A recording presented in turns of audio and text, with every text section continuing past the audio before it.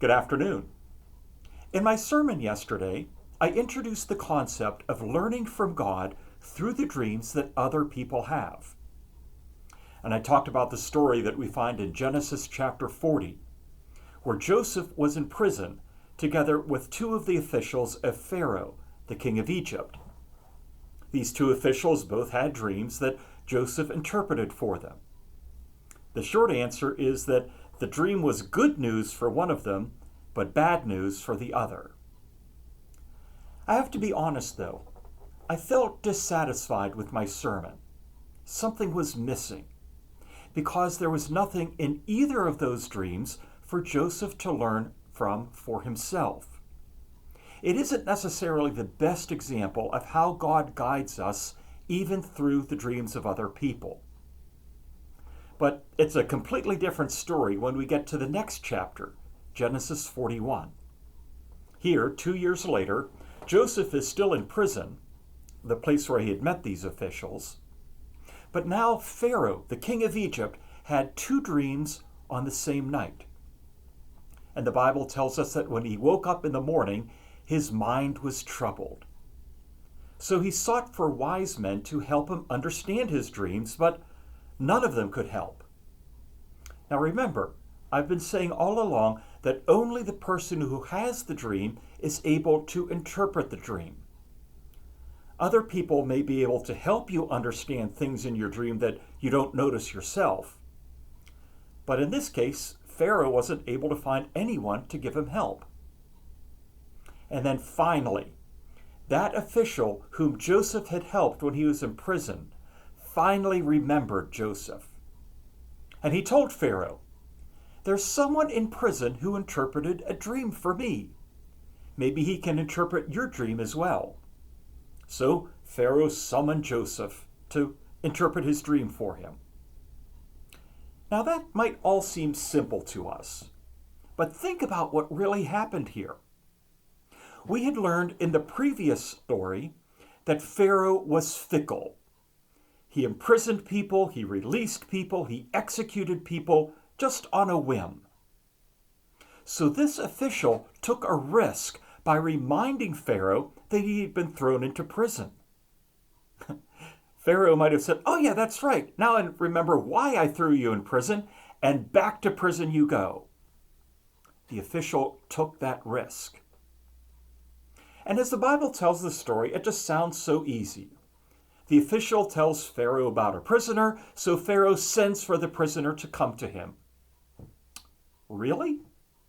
Could you imagine our president, even our governor, could you imagine even a mayor summoning a prisoner into his office or her office to give them advice?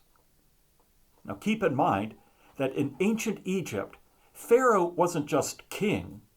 The people considered him to be a god and treated him as such. So it is even more amazing that someone like this would turn to an accused criminal for help. That shows us how desperate Pharaoh was for an answer to find out what his dreams meant. It also shows us how faithful God is, that God was able to do something incredible in order to get Joseph out of prison. So, Pharaoh told Joseph his two dreams. In one, 7 fat cows are eaten up by 7 skinny cows. And in the second dream, 7 healthy heads of grain are swallowed up by 7 withered heads of grain. So Joseph gave the same interpretation for both dreams. The land of Egypt will have 7 years of abundance, of bumper crops, but those will be followed by 7 years of famine. And then Joseph went on. He didn't merely interpret Pharaoh's dream, but he was audacious enough to give Pharaoh advice about what he should do because of these dreams. Now remember, at this point in the story, Joseph is a convict. He is in prison accused of sexual assault. And here he is telling Pharaoh, the supreme ruler of Egypt, how to run his country. he said, appoint someone to collect the harvest during those 7 years of abundance. Keep them in reserve so that they can feed the people during the 7 years of famine. And that sounded like a good idea to Pharaoh. So he asked his advisors, whom should I appoint for this very important job? But Pharaoh mentioned the most important qualification. It's not someone who is good at business management or politics or something like that. Pharaoh said, I'm looking for one in whom is the Spirit of God. The spiritual condition of this person trumped everything else. Whom can I find that will be attuned to God's guidance? And out of all the amazing things that we see in this story, this final one is the craziest of all. Pharaoh appoints Joseph, whom he just met, who is still in his prison clothing. He appoints Joseph to this all-important position because his earthly condition as a prisoner was not as important as his spiritual condition, someone in tune with God's Spirit. Joseph had proven by being able to interpret the dreams that he was someone who was well grounded in God's guidance. Now, Pharaoh's dream obviously was not meant for Pharaoh alone. It affected the lives of the entire empire of Egypt. The people would have starved during those 7 years of famine had it not been for these dreams. And the dream affected Joseph himself. Because of these dreams, he was led to an utterly unimaginable rise from prisoner to leader of the land. And it happened not only because he was able to interpret the dreams, but because the dreams worked a change in Pharaoh. Pharaoh had been someone who would send people to prison or execute them on a whim. But now he was able to recognize God at work.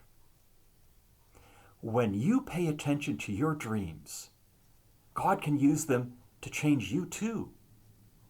And who knows what effect that will have on other people.